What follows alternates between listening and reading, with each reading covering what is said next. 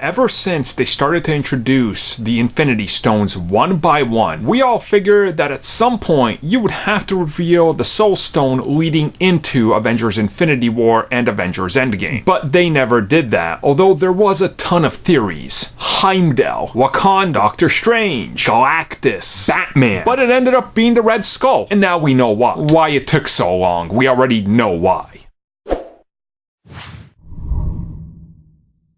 So the Red Skull was certainly shocking. Nobody expected the Red Skull to be the dude with the Soul Stone. It was kind of like, wow, okay, we definitely didn't see that coming. But then when it actually came to the films and trying to figure out where it was, you would think they had some sort of long con game that they were like, this is exactly where it's going to be. We're planting the seeds right here. And the Russo brothers, Joe and Anthony, recently revealed this wasn't the case. They looked at Infinity War and Endgame, or at that time Infinity War Part 1 and Part 2, and started to piece together a story. And to their surprise, nobody ended up using the Soul Stone up until this point. And they revealed it was actually something that anybody could have used at any time had they figured out they wanted to put it in this film. So for example, like Ant-Man could have had it. Or Thor could have had it if it was Heimdall, or who knows where else. But no director decided to use it, so when they came to it, they were like, oh, so this is free up for use. And then they started to try to figure out the story of who exactly and what is the Soul Stone and what is its purpose in the MCU. And that's how they came upon the realization that if they put it on a planet far away and use somebody that hasn't been seen so far in at least 100 years, this would make a whole lot of sense. And that's how they wind up with the Red Skull. So it's kind of shocking that that's how that went, right? Because just imagine, at any point somebody could have been like, you know what, I'm gonna put the Soul Stone in my film. So like Black Panther,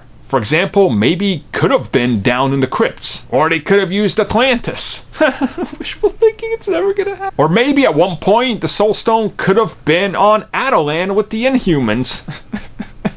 But ultimately, it was the Red Skull, and I like what they did with it. And I really like that the Russo brothers came out and were like, yeah, this was the plan. This is what we were thinking. And it just ended up lining up. So that's kind of cool. I like it. Are you guys glad that this is how it went? Or do you think there should have been more built up prior to this moment and that revelation in Infinity War? Let me know.